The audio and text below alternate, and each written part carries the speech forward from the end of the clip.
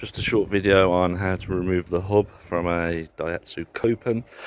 Right, obviously first of all take the wheel off, and then you've got to get the wheel arch liner off, which sits on the inside of the rim there. Once that's off there, you have to disconnect the steering rack, which is there, and then also loosen the two bolts, which is there connected to the arm, along with there's a bolt right there, 17mm. Take that off, and also the drive shaft bolt right there. Don't forget, before you do any work, unclip the ABS sensor wire, which runs up the shaft, and it plugs in right there, as you can see. So disconnect that first.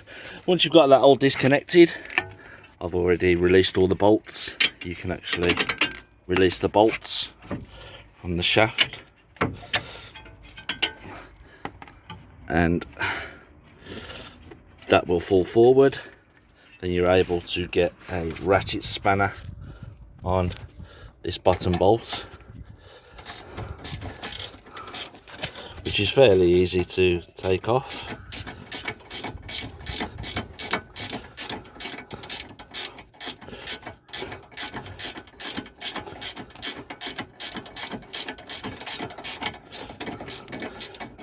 Now you can get to that bolt.